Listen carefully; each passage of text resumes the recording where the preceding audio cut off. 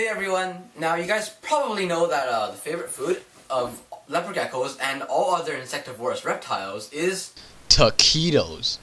But since taquitos are so hard to grow, since taquito trees basically they need like a lot of sunlight and also they cost a lot and they're pretty rare too. You can usually find them like only in Narnia. So what herpetologists and people that keep reptiles like me have done is use a substitute. Crickets. This video is basically a little do-it-yourself guide on caring for crickets. Alright, let's get started. Alright, so where can you find crickets? Well, they're actually pretty easily found. Most big pet stores that also carry reptiles carry crickets as well. Now, I would advise buying them in bulk, like between 50 to 100, but not too many. Many big pet stores will sell like big packages of crickets, like 500 of them, for like a fairly cheap price. But at the end of the day, if you only have one reptile that eats crickets, you're not gonna use like all 500 of them. Most of them will be dead by the time you have to feed them to your reptile, and it's just a big waste. Now, for the container, you can use like a bucket or any big plastic container that's at least 1 foot high. That's what I use. And here, as you can see, are the dimensions for the box I'm using right now. The base should be big enough for you to work in there with your hand without, brushing against the sides all the time. If you're unsure about whether the container you're going to use is big enough, well, then I would always recommend to use a bigger container because, again, it's more practical and it's much easier to work inside. Now, crickets need water to drink as well as really high humidity, but they always drown if you give them standing water. So what I do is I use cotton and then morph it into a big ball and moisten that, put that inside.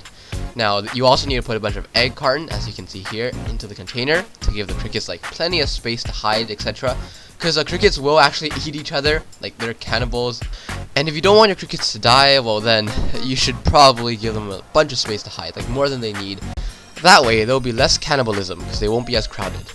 Something else to remember is that no matter how good your setup is, you still suffer some cricket deaths. So don't worry too much about those. Now, the cotton really doesn't need to be replaced ever, although you can replace it every week if you want, because the cotton does absorb the water like for a long time. Now, when you're introducing your crickets, it's crucial that you move really fast. Like, just dump them all in and take the bag out. Because if you do it too slowly, they could like crawl off the bag and stuff. If you do it quickly, there's like no way they'll escape. Especially if you bought like a big enough container, they won't escape from that. They can't even jump out of the 1 foot container. Like, what I found, crickets don't actually jump that high usually, they just jump really far. Like my crickets, they'll jump, from one end of the container to the other, but they only jump like 3 or 4 inches into the air. So you don't really need to worry about escapees when you're working with them. Now for feeding, I usually give them fish flakes once every day, and this is their favorite food. They'll eat it really quickly. It's the very same flakes I use for my tetrafish, and it's like really good for gut loading, and the crickets always finish it. I just give them a scoop of it every day, like 1 spoonful in total, spread out across the container, and they'll always eat it. Now, I also like to give them 1 piece of fruit a day, like 1 piece of fresh fruit, and, this you should probably remove it once every day or two, because it will mold if you leave it in there too long, and mold is terrible for your crickets. Like, last time when I had 50 crickets, like 20 of them died just from the mold, and that's basically all you need to know about my setup. Well, I replace the food once every day or two, and that's basically all the maintenance I need.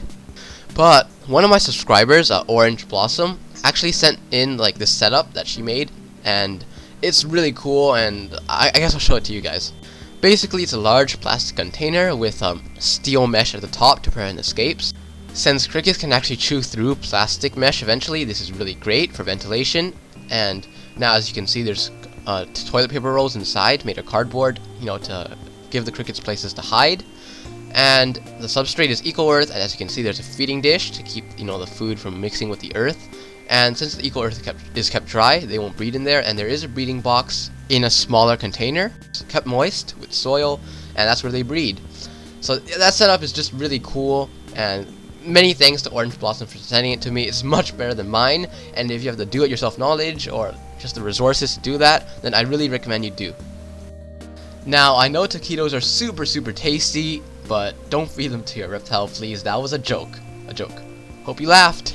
Well, that brings us to the end of this video.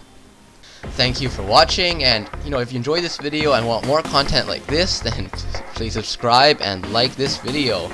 And again, big thanks to OrangeBlossom for sending in her awesome cricket setup. Bye.